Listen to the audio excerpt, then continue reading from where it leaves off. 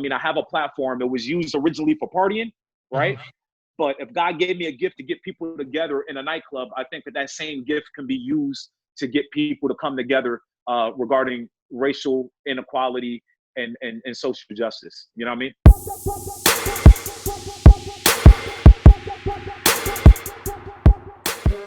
Live, Branch Talk Live with the guy, Drew Dambreville, Seattle. You know, he is like, you know, has a touch on, his hand on the pulse when it comes to nightlife, when it comes to fashion, when it comes to culture, all things nightlife. It's funny because he does the Seattle thing. I'm from the P. We're debating which city is liver. I think, of course, Seattle because I'm from Portland. He's telling me how Portland's live. So we're gonna have to go back and forth Portland about got it. But the win on this one, bro. Yeah, Portland, y'all doing. I tried to tell him before we went live. I used to go up to Seattle to get it in. But yo, before we get into it, let the people know who you are, introduce yourself, and let's get going. Hey, what's up? First off, thank you for having me here. You know, I appreciate it.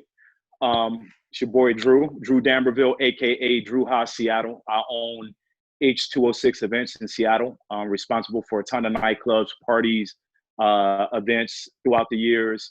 As I've grown up, you know, I've touched and changed to where I'm now working more in the corporate space, more in the nonprofit space, more in the activism space, but still producing events, the Seattle Polo Party for one, work with Microsoft, work with some other big names, and we throw parties, you know, we have fun. Yeah, man. You know, I always say, like, for me, like I said, I turn my lifestyle to my business, right? I essentially, I figured out how to monetize things I like to do and turn that to the business. And I don't know if you remember, I think the first time we met was at a Gray magazine party, their very first one. Yes. And that party, talking about Seattle versus Portland, that party was legitimate. When they brought the UW band out with the tequila and had the shots come out, like that was next level. And then we were connecting through IG. You know, everyone would connect through social media at this point nowadays. And you were coming down for the Polo Noir in Portland, and I was going to that. And then you were coming down because you, like you said, you did the Seattle Polo event. And then, you know, that's how it happens. That's how it connects. So, man, I appreciate you coming on. So we talked about, I call this in Drew we trust, right? And like you kind of lean into it. You actually do. You know, you get the activism thing. You have the, you know, the nightlife, which I said, you know, like a, you know, taste of the culture. I consider myself a tastemaker. I consider you a tastemaker as well. And so, kind of take us back to the beginning because you've been doing it for a minute. How'd you get into it? Is this something you always been into? I feel like anyone that's like fashion and lifestyle, you're born with it, right? Now you elevate your palate, if you will, of your taste as you get older, right? And you become more sophisticated. You're born with it. Absolutely. So was that always in you? And then how did you finally get into like this whole lifestyle, event production, branding thing? Man, first off, like I was always in the, you know, trying to dress up, be fly. I'm an East Coast kid. I grew up in Orange, New Jersey. So there you go. Coming out west, I came out here to go to UW. So my first trip to Seattle was my recruiting trip. Second time was freshman year when I landed with my bag. So I was blessed enough to get an athletic scholarship, came here, did my thing. But I was always the outsider, you know, the East Coast kid living in the Pacific Northwest. So I didn't quite fit in. People in Dickies and Jordans and, you know, I'm in Tim's and, you know, I'm just right. I was always doing a little something different. But, I respect it. I respect it because I had Tim's. Because I've always stood out. I've always considered, matter of fact, you'll find this funny. I actually thought about my fashion system. I'll let you go on. But when I was in high school, I considered myself like an East Coast pretty boy, right? So I had, you know, the Carl Kanai, you know what I mean, the lugs, but I had the Timbs, I had the blue Timbs, the suede Timbs, you know, I had all that, the Mecca, everything, but it was always refined. And so it was like, I always wanted to venture out and do something different. So I respect it. Yeah. So that was always me. And so coming to Seattle, you know, we athletes in the house. First party I ever threw was my sophomore year. You know, we pack up the house with everybody. We charge $5 for a red cup to get in. It paid the rent. You know what I mean? We got to keep our scholarship check. There you go. But, you know, that morphed into one of the homies was like, yo, I got this nightclub. You know, I need somebody on campus to pass out flyers and get people to come out. And it was the big homie that turned it. I was 19, 20. I wasn't even 21. And I was running the front door at a nightclub in Seattle on a Sunday. Yo, meeting Gary Payton. You know, back then, the Sonics was in town. We had the Seahawks in town. you know, the Mariners, A-Rod and them boys, like people were coming out and doing things. So my face became synonymous with, hey, that's the dude that threw the party. My whole thing has always been business though. So while everybody was at the club trying to chase that and get drunk, I'm like paying attention. I'm looking at what the promoter's doing. I'm looking at, you know, what this guy's doing, that, and learning the game. Few short years later, I dipped out, grabbed one of my boys and was like, yo, you know, walked into a bar in the U District, was like, yo, it's a Wednesday. I've been here the last few weeks scoping it out. Like, you only got 20 people in here. Like, give me a night to promote and let's see where it goes. Gotcha. And that turned into the infamous Wednesday nights at Tommy's. Lasted 4.5 years. You know, had which is a long time for a nightclub. Yo, that's the eternity. So, I mean, Nate Dogg, Snoop, Benzino. I mean, Cash used to come to town and do concerts on Tuesday at the Showbox, and I used to, you know, send my people down and send some friends down and, yo, why don't y'all stay in town the extra day and come to the club? And they in the club, next thing you know, I'm getting a free concert out of it. You know? There you go. That's why they wouldn't come to Portland. They was up in Seattle at your spot because we don't get all the concerts. That's now we know why. See, again, this is you're submitting my argument as to why Seattle's liver than Portland. But that was early 2000 though. That was a long time ago. Yeah, let's give it context. Let's give it context. So but Seattle was a different time back then. So as I got older, you know, that we did that for a while. Then I got to the point where I was like, you know what? Everybody's on these white tees and everybody's on this, you know, and I wasn't about that life. So I opened up a new spot where it was like dudes with 23 and over preferred to get in, you know, no do-rags. Like I put the harshest dress code that I could to just try and chill out the crowd because there was a lot of drama and shooting going on. I had people that told me like, you crazy, you can't do that. This is Seattle. And I had other people like, it works. You know what I mean? I had got another 4-year run out of a spot called Toy. That was a Saturday night spot. You know, we could only fit 300 people in there. I mean, I look at the bar, Kobe's at the bar one night. I look at the bar, AI, and them like whoever was in town was coming through and spending time with us. So we knew we were doing something right. And that's, I mean, essentially I just went from being a college kid, athlete, where someone gave me an opportunity. And instead of chasing, I just, you know, paid attention, looked and learned, and then figured it out. Yeah, let's talk about that. I mean, I always say too, the fact is, my guy, we talk about white tees and joke around. I stopped wearing, I mean, no diss, because I loved it in high school. I stopped wearing white tees, Air Forces, and Jordans in my early 20s. And it wasn't a thing where I didn't like appreciate them. Like I grew up like the Jordan patent leather is my favorite shoe ever, right? I remember when he came back and couldn't get it for you. Like, it's my favorite shoe ever. However, I'm like, I want to look the same as everyone else. And that actually what spurred. And that's always been me with fashion. Like going back to high school, I said the East Coast pretty boy, like I want to look different than everyone in Portland, right? And then as I got older, I'm in my younger 20s, I'm like, man, I want to dress up. You know, I want to wear button-ups and I want to look nice. I want to look different. And my guy always joke around, like, when you're dressed nice, you don't want to fight nobody. You know what I'm saying? Like, no one wants to fight in a suit. It's a mind state. The whole psychology changes. People, so true story. There was a period of time we had clubs when we were having all these shootings and all this craziness going on. So the powers that be, they were attacking any spot that played hip hop in the city. Gotcha. Right? I had the fire marshal, their representative with the fire department, their liaison with the liquor control board and the Seattle PD show up at our doorstep. And I'm like, I mean, we run everything legit.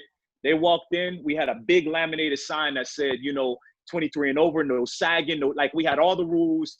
My dude that ran the door was 6'6", 310 pounds. You ain't messing with Big Zo, you know what I mean? So, I mean, we kept it cool. They walked in, they asked for the bar manager, did their little thing, came back out maybe 20 minutes later. I mean, and we were packed, right? So I'm like, we go get a ticket, we go get a fine. You know, only thing they complained about was that the back stairway has some boxes in it. We need to keep that as an egress open because they expected, they heard hip hop, and when they walked in, they expected to see something. And when they walked in, they saw an older demographic. They saw people having a good time, no drama. We always carried about a 5-to-1 ratio of females, so you can't really be mad. Exactly. I never understood that. I never understood that anyway. Like, why get dressed up, go to the club, and then and then start something when you know what I mean? Like, if that's what you're there for, like, why would you do that?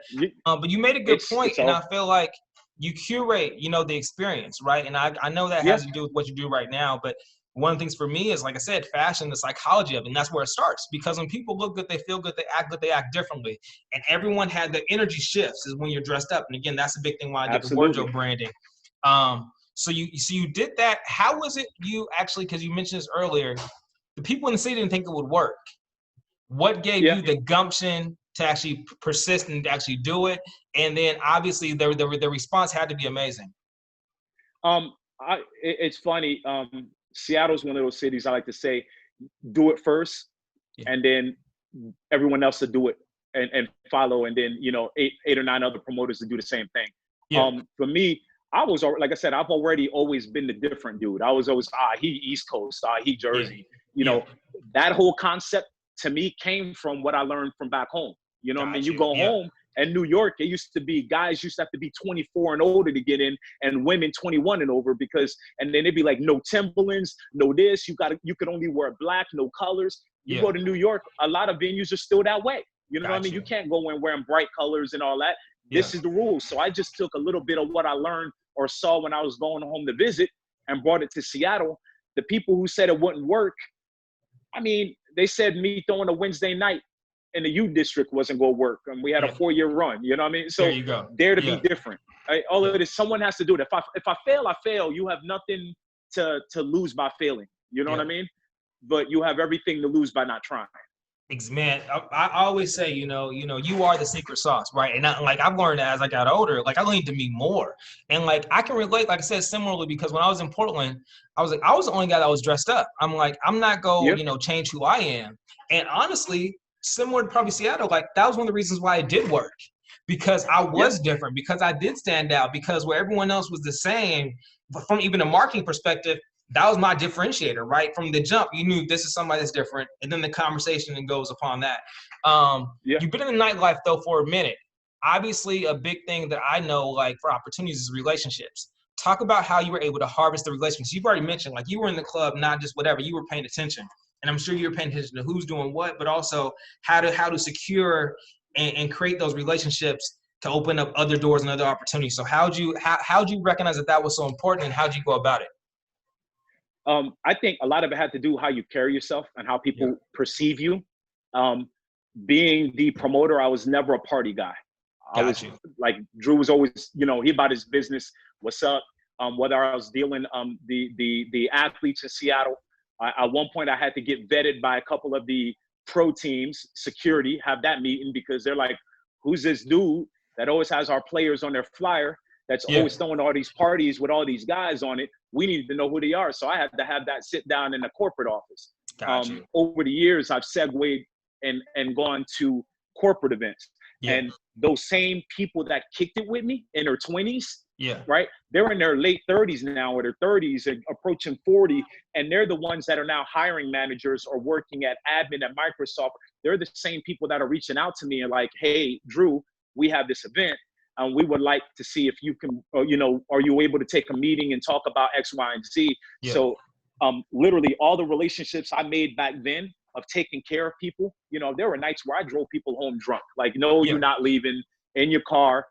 After I pay out everybody, I'm going to either go put you in a cab and prepay for it. Right? Pre-Uber, pre-Lyft.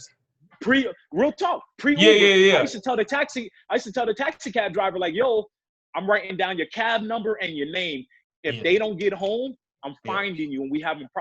But that's what you do from a customer service standpoint. Little things, you know, and that turned into when I have my athletes coming through, you know, I'd be like, yo, I'm gonna send a car for you, or, you know, if you host this party for me on my night, let me throw you on a flyer. I got a table and a bottle for you and your people, but I'm gonna send a party bus for you, because I don't want you driving to and from the club. I'm gonna take care of you from when you leave the house till I get. And those little transactions make it to where, yo, this guy understands business. Now, when that athlete or that person is looking to have their charity event or host something, they're like, yo, my man, let me talk to you real quick. We're working on da-da-da-da-da. And boom, now you're on a bigger platform doing things for larger crowds. Yeah. I mean, that's, I mean, like I said, for me, relationships are everything. Relationships open doors. Obviously, there's a level of service. I would imagine, you can correct me if I'm wrong, Seattle's very similar to Portland, which is actually even more important for you to be reputable and to have integrity and to take care of people. It's like 2 degrees of separation. Like, I jokingly that Portland's a town. Seattle's bigger than Portland. Seattle is a town. See, I say Seattle's a city. I say Portland's a town. No. Yeah, but I grew up 20 minutes out of Manhattan, bro. Okay, but that's a major city. That's a major city. That's a major city. We ain't even compare. I'm not comparing Seattle to like that. I'm saying, but like, so let me explain why I say Seattle's a town. Well, Seattle's a city compared to Portland town. Portland, we talked about this earlier. You just have a small area. Everyone knows everybody. Everyone's 1 or 2 degrees of separation. And even if you don't know someone where you haven't met yet, you know 50 of the same people. The difference between Portland, as far as nightlife, going out, bars, lounges, whatever you want to call it, there's a debate on what it is now. If you go anywhere in Portland, once every 6 months, you see everybody. At least in Seattle, you could, at least years ago when I used to go up there, you could either go downtown Seattle, you can go to Bellevue because I like Bellevue, you know what I mean? So you had different pockets. If you want to, you can go to Tacoma. Yeah, I'm not saying you wanted to, but you could. So you can actually legitimately. There is, but I'm gonna put it like this though, for a person that came here, you know, at 18, so I didn't do the whole high school and know everybody. Yeah. By the time I was 18, a freshman in college, by the time I was 21, I knew everybody. Like, but you was throwing the parties, and you play football? I ran track. I came on the track scholarship. So you were a college athlete that threw parties. Of course you gonna know everybody. But it's still small. I mean, relative. Everybody, you know, it's small in your own backyard. You know what I mean? But yeah, man. I mean, I think part of it being small though was one of the reasons why I've had some successes, because again, I see people from 10, 15 years ago. You know, there was a period of time with my company when I was just getting H206 events on the private side started. My first, legitly, I was averaging about 15, if not 20 weddings a year. Weddings, bro. Like I had people that knew me from the club, like, yo, we getting married. And I was wondering, you know anyone that do weddings? I'm like, and my motto was say yes and figure it out later. So the first one, I figured it out. And then it just rolling. The next thing you know, I'm doing wedding after wedding after wedding after wedding. And we did this without a website. It was all word of mouth. Like, yo, I saw you at such and such's wedding. Can I get your card? Boom. Here's 2 more weddings out of that one. And then that eventually turned into, hey, I know you did weddings, but do you do corporate parties too? Because I work with such and such, and we're looking to do a holiday party. Here's my card. Say yes and figure it out later. And then it just kept growing and growing. And it's just, you know, do what you say you go do the way you promise that you go do it. That old, you know, under promise over deliver that we always hear about. It works. Yeah. No, so that's perfect segue. So lead me up to how you segued from you were in college doing parties, you got the clubs. Obviously, there's an aspect, and people, like, I had a conversation with someone the other day. As you transition through life, and your followers, and now with social media, they transition too. And so as you scale up, they scale up. So talk about how you made that transition from doing parties. You kind of are leaning into it, but now you're doing events. I mean, how did that happen? Yeah. It's funny. So not everyone is meant to go on that journey with you. And that's what we have to learn in life.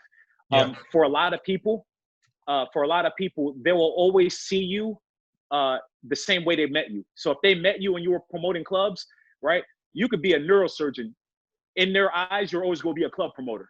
Does that make sense to you? Yeah, absolutely. Because like we have friends, we all have those friends that do the same thing for 40 years and they retire. So their level of understanding is like, nah, when I met you, you were doing this. So that's what that's who you are. That's what defines you. And that's what you always do. So my journey has been being supported by some people that knew me, but also opening a lot of doors. I've had a lot of people give me an opportunity. You know, Cameron, for instance, the owner and founder of the Seattle Polo Club. Right. We met through a third party, a mutual friend. Literally got a phone call, a text. I got a text message like, yo, I have this friend that wants to throw this polo party, and he's looking for a promoter or a person that can help him put it together. He just wants to play polo. He wants someone that can put it together for him. And he took me to lunch. And at first I was all like, I don't do horses, bro. That ain't my world. And, you know, I'm gonna be real with you. Like, I don't know. And he was all like, how about this? I worry about the horses. You worry about the polo, or you worry about the sideline and throwing a party and sponsors. And I'm like, I could do all that. Yeah, that's your wheelhouse. Yeah, so people give you an opportunity. You got to be willing to one, say yes, even when you don't know if you can do it. Say yes and figure it out. But then figuring it out don't mean doing it half-assed. That means like going all out and like making it happen, because that one opportunity led to a next, leads to a next, and then the same people that were scratching their head like, ain't that the club promoter? How's he working with? I don't. Yeah, it is. It's just, that advice is saying yes. Like for me, my greatest leaps in business have been things I didn't know how to do prior to saying yes to it. Like literally, like, you know, I did a fashion show. Never did anything like that before in my life. Honestly, let's be frank. I'm gonna keep it transparent. Had I known what it was like when you do your first event and everything going wrong that can go wrong, I might not be here right now. So there's a level of genius and naivete in any way. When you don't know, then you can actually say yes, and you're looking at it from a different perspective. Tell me about what you're doing now, how you transitioned from that. Cause you mentioned the polo. I know you do all kinds of events. Tell me what you do now. And I know you wear, like you said, you have 15 jobs, right? You say you're Haitian, you have 15 jobs. I'm Haitian, man. We got jobs. We hustle. So you good for COVID. You hustling. You good. You good regardless. I could always be better. Always. I can always be better. All right. Yeah. Now, back to what you said earlier. You said find something you're passionate about and figure out how to monetize it. Right. Yep. For me, doing events and curating events and experiences and being part of someone's special experience. You know, running it, seeing someone at a Seahawks game and be like, "Yo, you did my wedding like 10 years ago. And you still married? Yeah. All right. You know, stuff like that. Being part of people's experiences. Or, I did, Richard Sherman's celebrity softball game. I was blessed to be part of that team. I have people that hit me up all the time like, yo, you got Kobe to come here and you did that. A lot of work, but we made it happen. Seahawks broke the world record for the loudest crowd with the world record, Guinness Book of World Record. We were part of the group that I sat at the table when we thought about it. And everybody looked at us like, again, really a world record for being loud, that ain't gonna work. It worked twice, bro. All right, we got 2 plaques for that. But the thing is, it's the whole. So I love doing events. Another thing I like doing is working out. I'm an ex-athlete. The athlete's still in me. My alter ego is Gym Rat Drew. So I have workout groups that I work out with. I have a group of, like, I call them the alpha females that worked out with me for years on and off, and they're all working corporate America, and they wanted like legit workouts, not that whole Jack LaLanne thing. And I'm like, if you come mess with me, we go get down to business. We go get it in. About that life. Yeah. And so I spent a long time in the ring doing Muay Thai and boxing and kickboxing and getting to train with some of the best in the world. I use that knowledge and I get tapped on the shoulder by some of our Seahawks and pro athletes to work on hands and boxing and all that. So again, it's all monetized. People pay me.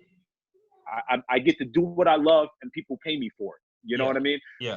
And then activism. I sat on the board of the Seattle King County NAACP as the community outreach and membership chair. I post a lot of content. I work, behind the scenes with a lot of people that reach out to me, whether, it's a parent, my kid is dealing with this in school and who do I call? And I try and be that connector or put people in the right position and all. So those are things I'm passionate about. And so those are the 3 areas that I give my time and attention to. Yeah, man. I'm glad you mentioned, because I feel like everything that you do, like that's like a subsidiary of what your maybe main career is, like it all adds to it, right? Like there's been so many times where I've been in a conversation, I'm like, yo, I actually ran a marathon back in the day. Like, but you have those points of contact or those commonalities, but also just the actual process of going through it. They all add. People wouldn't think about it, but it all adds to doing an activation. How do you bring a crowd together? All these different vignettes and aspects of my life all come together. I want to definitely talk about it, because I feel like it's appropriate.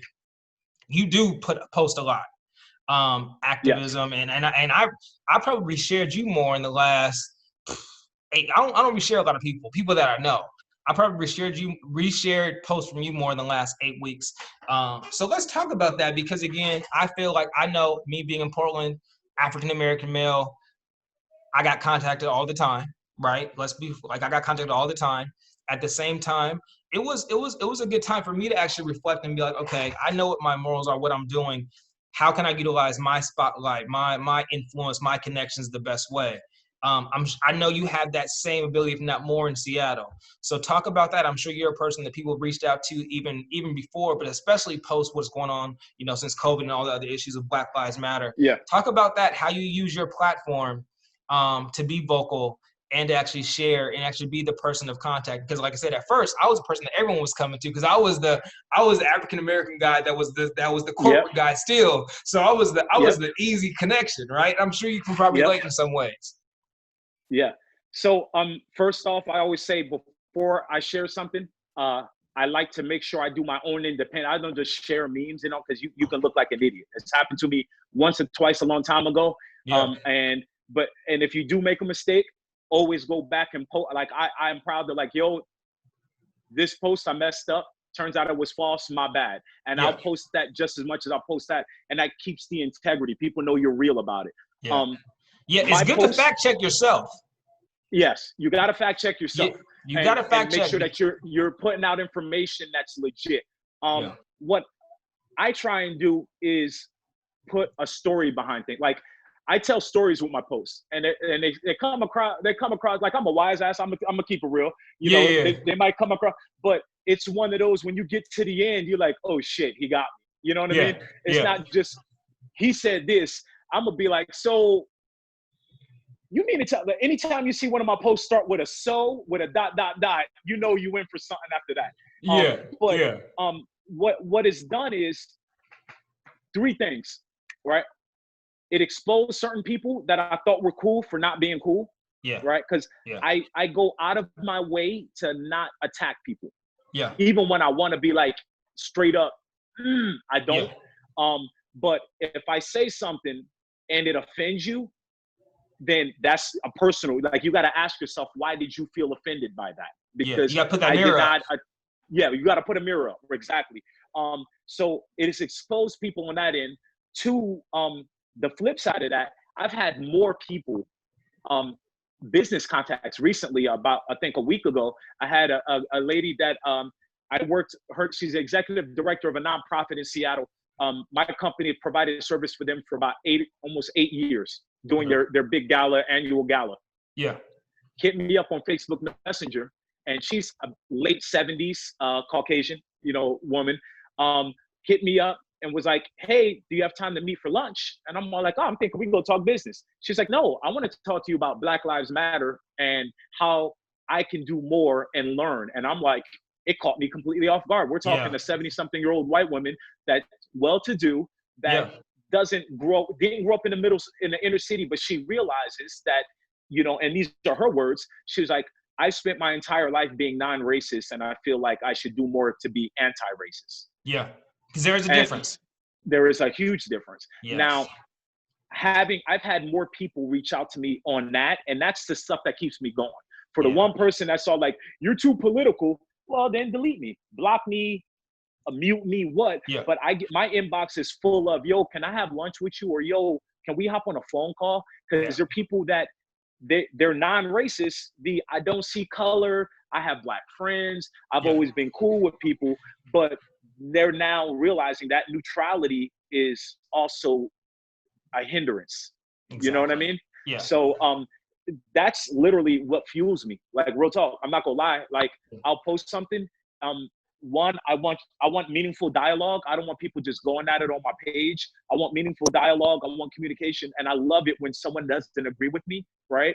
Or has a question, and rather than rant on my page, they hit me up personally and be like, yo, you posted something, and I want to get a better understanding of where you're coming from. And we'll have that conversation, whether it's the funding, the police, or what.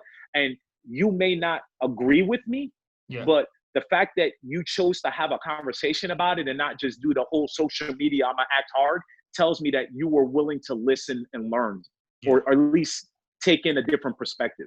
And to me, that's what, I mean, I have a platform. It was used originally for partying, right?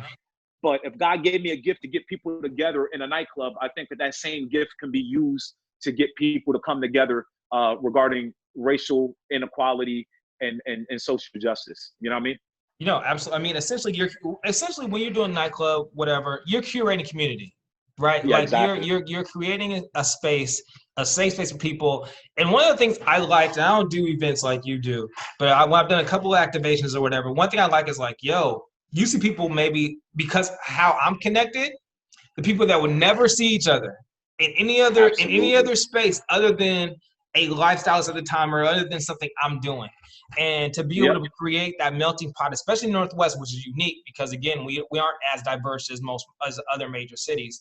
But you're yeah, curating a space and a community, and you're building that. And again, if you can do it for a party, you can do it for everything else. So do you see that? exactly. Do you see that as something you're gonna be doing more? I'm sure, like again, I'm sure you get asked. I know, like I got asked to be on a board to try to, and it was from a positive space. It was from like, hey, the similar to like your lady, right? It was like someone came to me.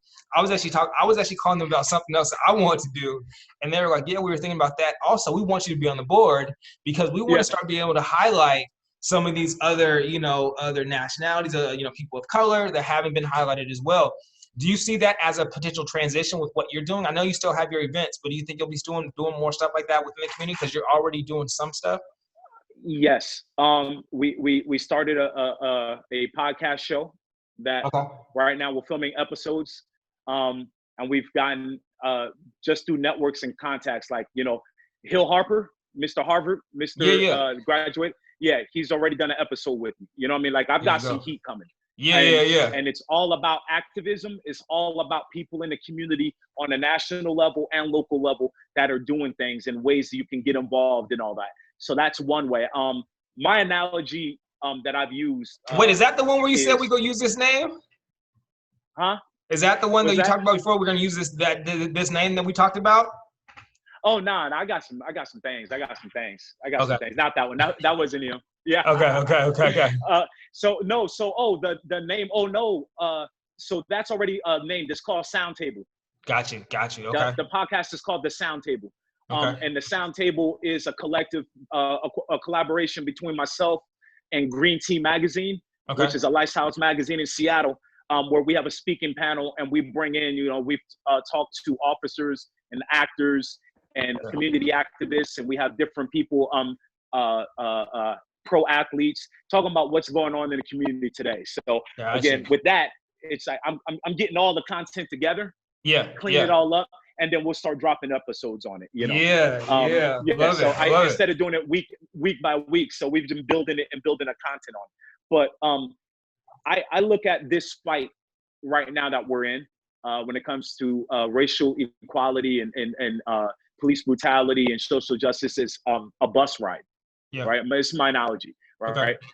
Okay. It's a bus ride. The end of this is the end of the line on this bus ride is ending systemic racism, right, and police brutality, right? Yep. The reform of both, whether you believe it's got to be abolished and rebuilt, whatever it is, but that's the goal, right? Yeah. Along the way, that bus has a lot of stops to make, right? Yep. People choose to hop on and hop off at each stop, depending on what they like and what's their flavor. So people were on the bus, then Colin Kaepernick took a knee, and a bunch of people said, you know what?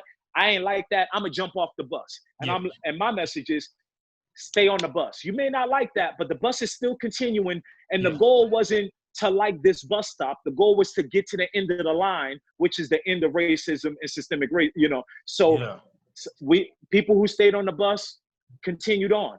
Then Mr. Floyd had his knee pressed on, right? And then people got upset, right? He died. They saw it on TV. A lot more people jumped on the bus, right? They started moving, and we're like, all right, we got 4 buses. And it's not just this, it's a convoy of buses, right? Yeah. Bus started moving again. And then a few protesters started rioting and started breaking buildings. And then what did people go? I went off the bus. I don't like this. So the thing is, if keep your eye on the prize. Bus ride, yes. If the goal is to ride the bus and get to the end of racism, right? Yeah. Stop jumping off at every bus stop because you feel uncomfortable or you don't like the goal isn't to take it from one stop to the next. The goal is to ride it to the end. Yeah. And so, like I said, that's our goal. So for me, for you, I think as well, we have platforms where we can talk to people, we can educate people, right? Yeah. That's one way, that's one bus ride to get to that journey. There's other people that can get on the streets, boots on the ground, and do like activism and scream and get paintball shot at them. That's a different type of activism. Yeah. There's corporate activism. There are people that right now are helping shape and change corporate culture, right? Yeah. And getting an actual opportunity to sit at the table and not just talk diversity and inclusion, but actually hold their feet to it and see it through. That's another way to affect change. Like there's a lot of ways to get to that, to the end of the line. You could be on, you know, the 308 bus, the 502 bus, the 420, but all those buses end at the end of racism. Yeah. Pick your lane, pick your bus, get there, but don't get off at a stop that just because you didn't agree with something that happened along the way. You know what I mean? So yes, I plan on using my platform and any other opportunities to bring light to situations we deal with and that affect us. You know, a friend from college passed away this week. We got the news yesterday. Sorry to hear mental that. health, depression. Yeah. So that's another thing that you're facing when you talk about Black men in America. You know, you think about it. I myself have been told, man up, deal with it. You know what I mean? Nobody cares. Man up, deal with it. You're an athlete, be strong. Don't show emotion. Don't be weak. It happens to everybody. Like we carry the weight of all that, plus the weight of, you know, racism and, you know, the police stuff. And, you know, for me, I worked in corporate America for a long time, being the only in the room. You know what I mean? Man, that's why I was getting those calls. Real talk. Yeah, and people don't realize, like, so unlike you, I grew up in the Northwest, right? And I tell people all the time, like, one of the great things I feel like growing up in the Northwest, I have a strong family. I'm good everywhere. You drop me where I used to have family in Atlanta. You drop me in Atlanta, I'm good. You drop me, I can maneuver and navigate any situation, any environment, like I'm solid. Yeah. And so, like I tell them, I had the conversation. It's not like when I step into these events, these galas, these corporate, you know, these boardrooms where I'm the only one, I'm like looking like, oh shit, I'm the only one. Yet there is an aspect of that where it's like, yo, do you realize, and I ask them sometimes, like, if roles were reversed, because what I feel like they overlook or don't realize is in the Northwest, if you are an African-American male in a corporate environment, a lot of times you are the only one. You don't have a choice. Yep. Like, and to add to that, in order for you to cross over and be as successful as you want to become, it is a requirement. It is not in Atlanta where you can literally stay within your own culture and be successful enough. Like you have to, like these events that you're doing, these events that I'm doing, you have to be able to cross over. And I'll use it like you're a politician, you have to be able to cross the aisle and shake hands, right? So so for that to be a requirement, and for that requirement to mean that you are one of two, one of one, and then not only are you that, but you have an added level of responsibility because you are that, and so you always have you to can't mess up. And that's the point. Yeah, to me, when you're the only in the room and they gave you that opportunity, right? Like Barack Obama, you carry the weight of, whether it's fair or not, you carry the weight of knowing that if you mess up, you probably messed up for everybody coming behind you. Everybody. You know what I mean? Everybody. So you have to do twice the work twice as hard, be the sharpest, know your ish, complete it, because you changed. Like for me, you know, being a Black dude that does the polo party, literally, I'm a Black dude that grew up right outside Newark, New Jersey. That's a first generation American. Both of my parents came here from Haiti, bro, right? Okay. And I'm promoting a polo party sponsored by Rolls-Royce. Yeah. Right? Yeah. It don't fit. People are scratching their head looking at me like, the narrative. You're changing, but you're changing the narrative. Exactly. But for me to change that narrative, I have to be successful. I have to be willing. I mean, if I tell you in that 1 weekend to throw the polo party, I sleep about 6 hours over 3 days. Like you would be like, that's crazy, but that's what it takes, because I've got sponsors. I got people, you know, I got well-recognized international brands looking at me, and because of my successes, they may give me or someone else that looks like me an opportunity where they'll sponsor their event and do more. If I screw that up, I might screw it up for more. And for everybody else. And so and I'm like, is that fair? No. Is it a reality? I don't know. Like some people say, no, that's ridiculous. But I'm like, but is it really though? Like, let's be for real. Is it really? It's not though. You don't want to. You look. You don't want to test it. You don't want to find out otherwise. Exactly. You don't want to find out. But But you know what though? What's funny about that? I've recognized that, and I had to own it, right? I had to reverse it. I had to be like, okay, it may or may not be correct, but I'm gonna own it as if it is. I'm not gonna test it otherwise. And I'm like, look, this then is gonna require me to be on my P's and Q's. This is then gonna have me elevate my game even more so if I didn't have this additional burden. So I look at it like shit. I can either look at it like I have this additional burden, or because I have this burden, I'm gonna be forced to up my game that much better. And that's the only way I had the opportunity to look at it and be like, okay, well, you know what? Regardless if it's true or not, this is forcing me to step my game up, and I'm now better qualified, better apt to do whatever I need to do and handle it and navigate even more so because I'm forced to be in this situation, and I'm gonna make sure damn well I'm gonna succeed. And so I look at it 100%. As a way for me to grow. 100%. But it's still not fair. With that said, it's still a burden though. And when you add that rock on your back with the rest of the rocks that are already on your back that you're dealing with, because in the Black community, we don't talk about mental health, right? We don't go to and cry to our friend and be like, yo, my dog, we don't do that. We internalize everything. We try and be the man, because if you walking down the street crying over something, you might get got. You know what I mean? It's just a different world we live in. And so I feel like now we're at that age when we're talking about all these other problems, right? That all these other issues, right? This would be the proper time to also address that mental health, especially Black males, Black women as well. I'm not going to just put it on the men, but and I also say there's a added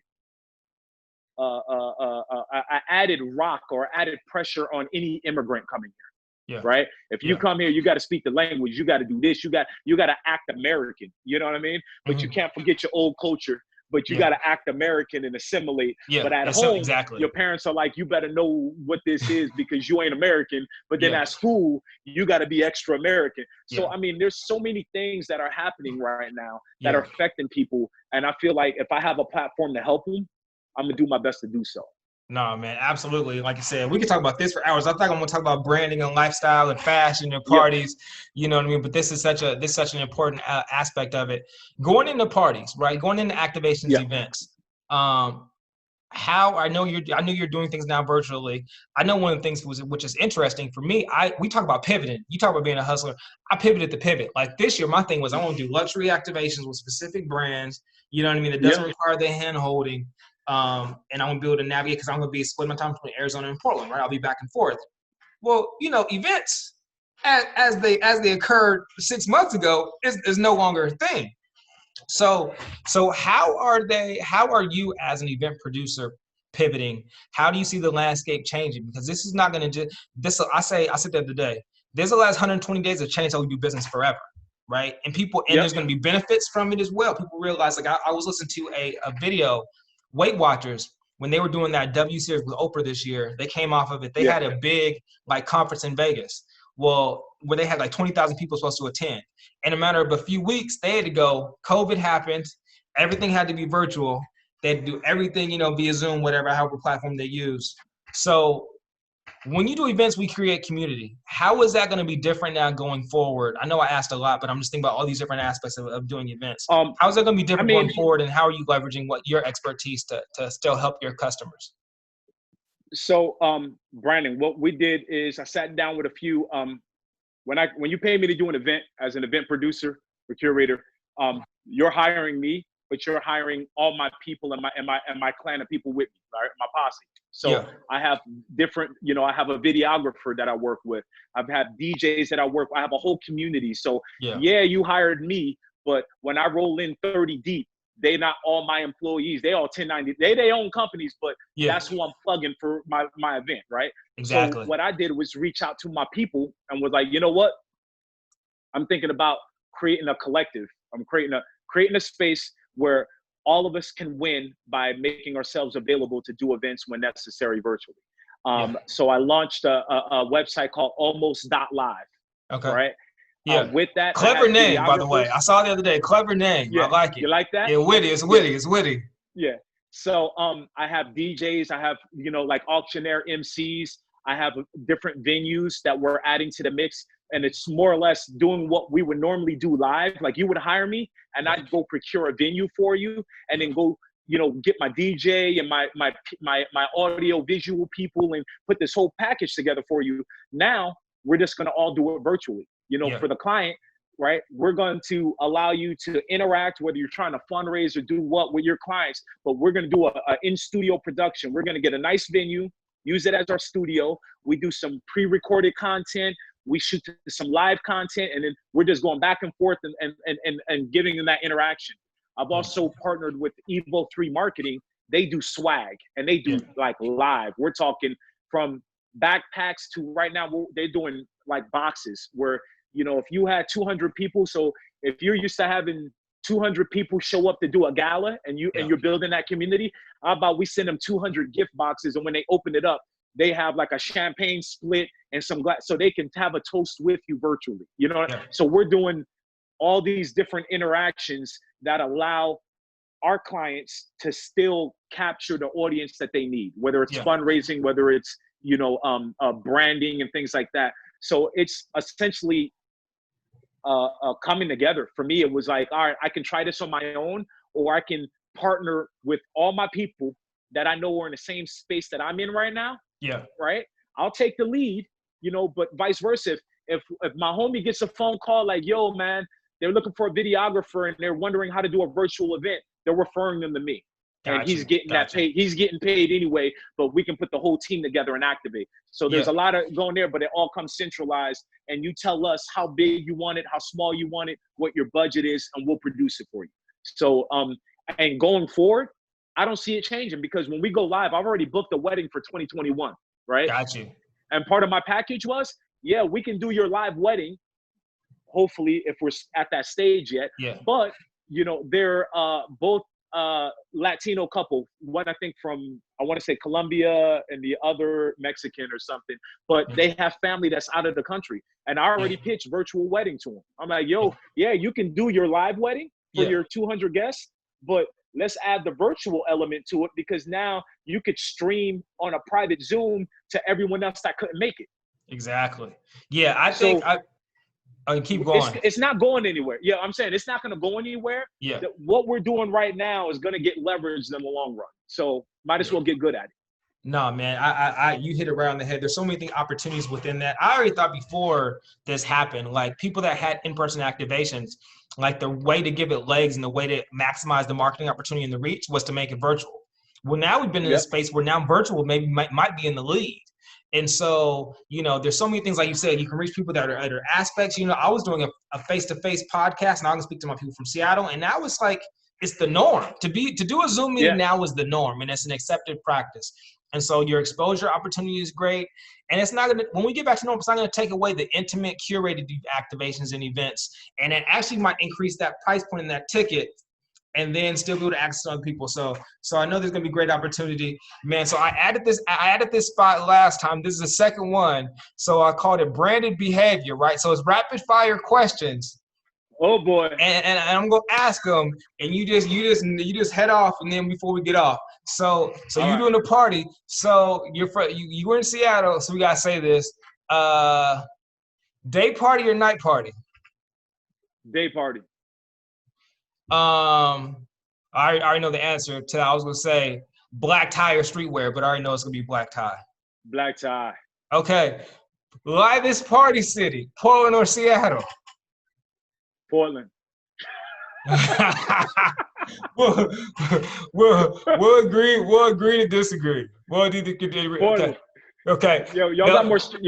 I'm gonna tell like this. Y'all got more strip clubs per capita than we do. That we do.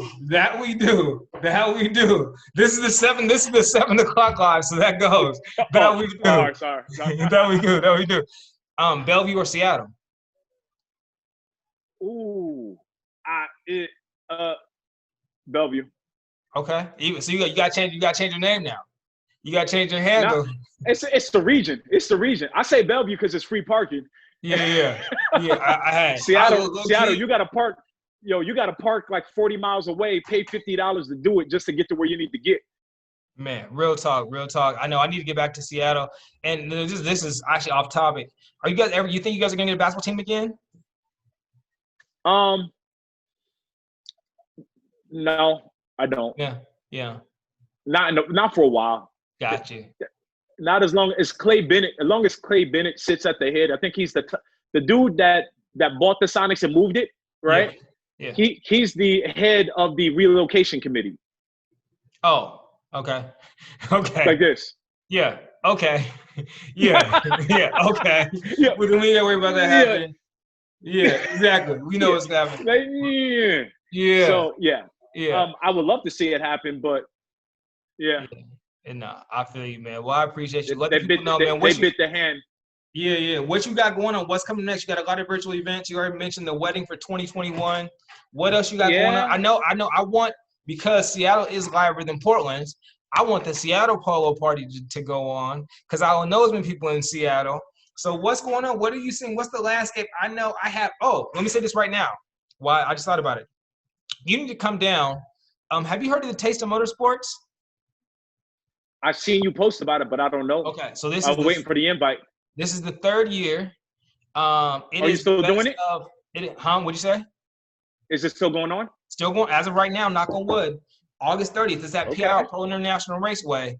Because it's at PIR, they got exclusive authorization because it's so big, spread out. It's the only event. It's like Monterey Car Show, where you can actually have exotic cars.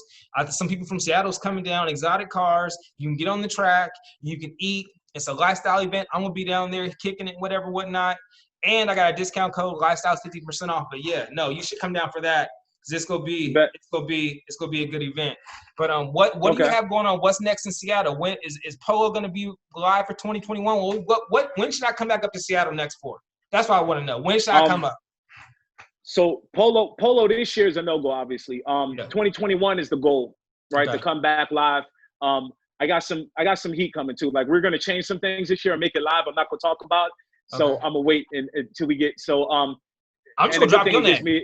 I'm just dropping your name now and say whatever I go. I'm just gonna drop your name in Seattle. Yeah. Let me know how that works for you. I'm gonna be like Drew said. I'm gonna be like Drew said. Yo. That don't always work, bro. That don't always work. But I'm trying to think. I have some virtual installments that I'm doing, or activations that I'm doing for clients. Evo 3, we're doing a virtual branded merch showcase on August 20th, which is dope. And then I've got like some healthcare clients that we're doing some live music for. There's another platform one of my boys is launching called Cast My Way. Okay. It'll be a digital platform for artists to perform and actually get to make their money on it. So right now you have a lot of live artists that are performing on Twitch or Facebook Live or Instagram, and they're doing it just to keep their work out there. Yeah. But they're not really making money off of it. They're monetizing people. Yeah. So building a community. He's building a community for artists so that they can do live concerts, pre-recorded or live, and in that community, people can watch and support different artists and discover new artists. So that's something that's dope that's coming out probably fall of this year. A lot of cool projects, man. I'm trying to stay busy, trying to stay active, because, again, everything I do right now, right, lays the groundwork, plants those seeds for 2021. And if it's not 2021, it'll be 2022. But either way, I'm going to stay ready. I tell people, man, if you ain't utilizing this time to get a new skill, to do something else, to figure out, to lean in. Like, I put that post today about good shit's about to happen. It's like you said, man, we're always living in the residual of what we're doing today. So it's like, if you weren't doing nothing for the last 3 months, if you're doing nothing the rest of the year, because 2020 is not over yet. We still got another 4 or 5 months. It's like you got to get with it. So, man, I appreciate you. I'll still say Seattle is way liver than Portland. My guy, I know he would agree with me. I used to come to Seattle, like I said, rock salt. You know what I mean? I used to go catch some. Time out.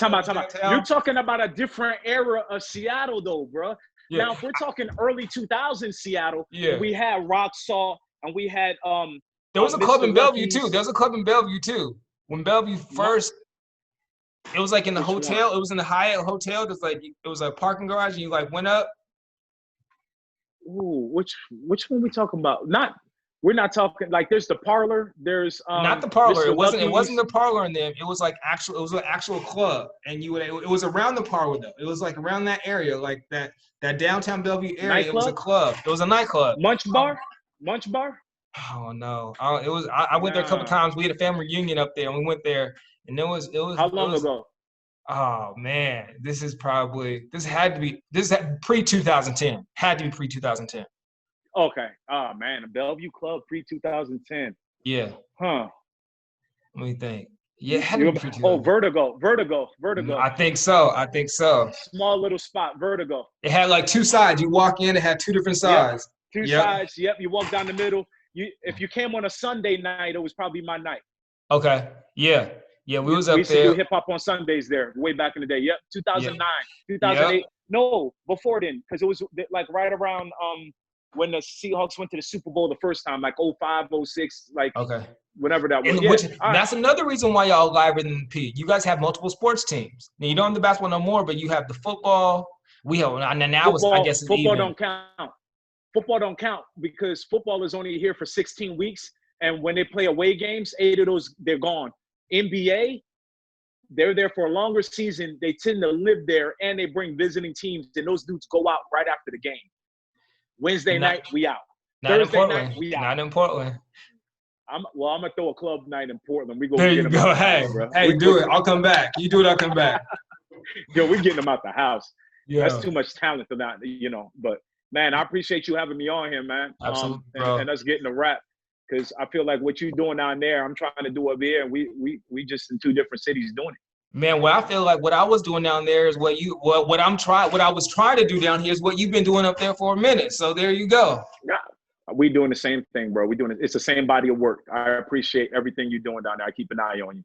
Absolutely. So likewise. I'm about to make a trip down there post COVID. I got vendors sending me masks and all, so I stay ready. There you go. I stay ready. Well, man, I'll talk to my guy August 30th. Mark it down. It's a Sunday. Taysom Motorsports. It's an all-day event. I feel like I can make that happen. I feel like I got to check, but for some reason I feel like I should be able to make at least a day trip out of it. Okay. Yeah. Let me know. I got to fly in for myself, so let me know. We'll make it happen. We'll talk off the live. But yeah, bro, I appreciate you, man. Stay up. I look hearing what you got going on in Seattle, and in Drew we trust. You heard it here first. Brand Talk Live. And Drew we trust is coming. That's an official tagline. Yeah. That's coming. Hold on. We will take the. Oh, we get it. All right. Bet. Yeah, we got you. All right, bro. Man, enjoy your evening, enjoy your week, and I will talk to you soon. All right, boss. Take care. All right, peace.